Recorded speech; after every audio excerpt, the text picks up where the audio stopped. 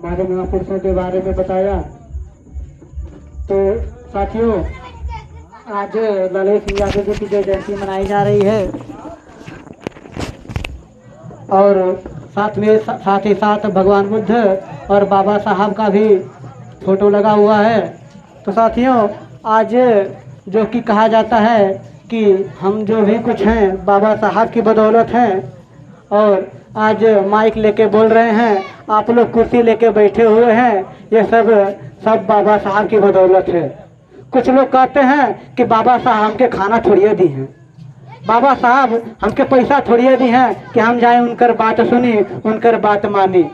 साथियों, बाबा साहब ने हमको इतना कुछ देकर चले गए हैं। एक कहानी बताते हैं, छोटी सी कहानी है। जब बाबा साहब छोटे से थे, जब पढ़ने जाते थे अपने स्कूल में, तो जब पढ़ते थे तो सारे ब्राह्मण के बच्चे अंदर बैठते थे और बाबा साहब को कहाँ बैठाया जाता था, जहाँ ब्राह्मणों के बच्चे के चप्पल निकलते थे, जहाँ ब्राह्मण के बच्चे चप्पल निकालते थे, जूता निकालते थे बाहर, वहाँ पे बाबा साहब को बैठाया जाता था।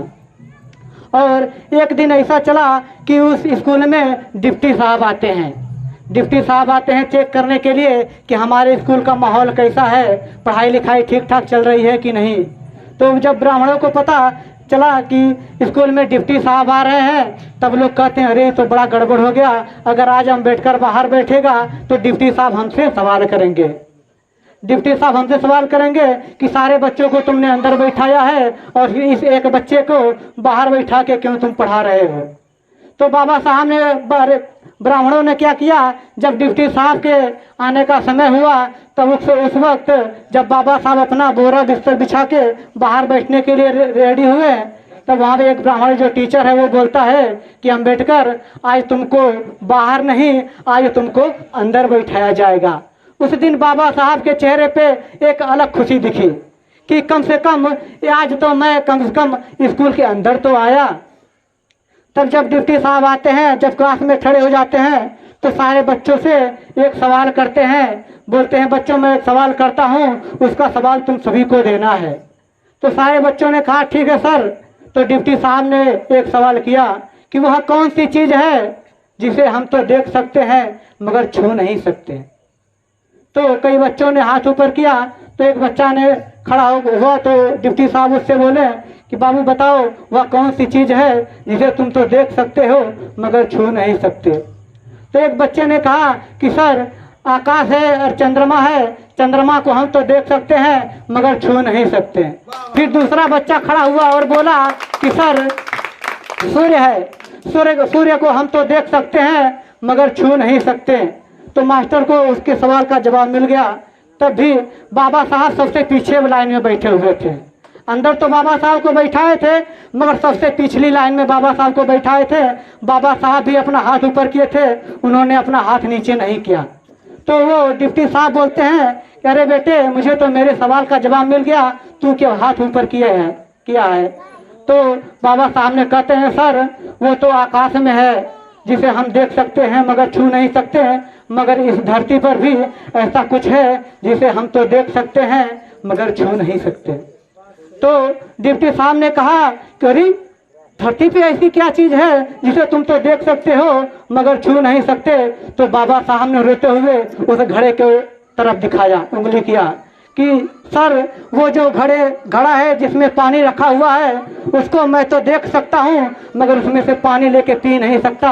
आज यही कारण है कि एक हमारे भाई की जान चली गई है मटके से पानी पीने के लिए। उस टीचर ने उस बच्चे को मार मार के गिरा दिया। तो साथियों, बाबा साहब ने उस वक्त ऐसा संघर्ष किया जो कि आज हम इतने बड़े मुकाबले पे खड़े हुए हैं, जो बोल रहे हैं। और हमारे सर ने कहा कि लोग नारा लगाते हैं कि बाबा तेरा मिशन अधूरा, दारू पीकर करेंगे पूरा। तो कुछ लोग ऐसा काम करते हैं, हम देखते हैं, चाहे अम्बेडकर जयंती हो चाहे रविदास जयंती हो, लोग रविदास जयंती पे झांकी लेकर जाते हैं तो इधर से नाचते कूदते बवाली मोड़ जाएंगे, फिर बवाली मोड़ से सीधे टर्न हो जाते हैं और सीधे जाते हैं, कहाँ जाते हैं, जहाँ ठेका है वहाँ पे जाते हैं। फिर वहाँ से पीते हैं, पीने के बाद फिर जाते हैं झांकी के पास और डीजे बजाते हैं, उसके बाद नाचते गाजते हैं और महापुरुषों की कोई बात नहीं करता है, ना कोई बताता है, नाचने गाने में इतने लोग व्यस्त हो जाते हैं। इसी तरह इसी गांव का एक आदमी था, ठेके पे गया दारू लेने के लिए। जब वो आदमी ठेके पे गया दारू लेने के लिए, तो जो ठेके पे जो दारू बेचता है वो देखेंगे तो इतनी बड़ी खिड़की लगा है, खिड़की लगा हुआ है, उस खिड़की में एक छोटा सा मुक्का खुला हुआ है। उस मुक्के में लोग पैसा देते हैं तो उधर से दारू वापस आता है। तो इसी तरह इसी गांव का एक आदमी गया दारू लेने ठेके पे।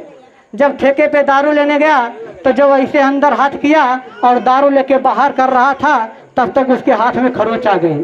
तो वो ठेके वाले को डांटने लगा, अरे भाई, ये जो तेरा मुक्का है, जो ठेके का तेरा मुक्का है, इसको थोड़ा और बड़ा कर ले, मेरे हाथों में देख चोट लग गई है, इसको थोड़ा और बड़ा कर ले।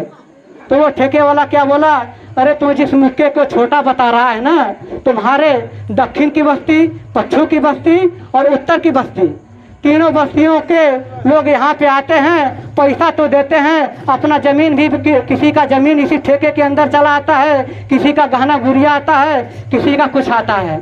लोग बेच बेच के सब कुछ इसी में लोग लेते हैं और इसी ठेके से लेके पीते हैं। तो किसी का इसमें घर चला आया, किसी का दुकान चला आया, किसी का ज़मीन जायदाद चला आया, और तू बोलता है कि ये मुक्का छोटा है। तो साथियों, ऐसे संघर्ष करते रहें आप लोग।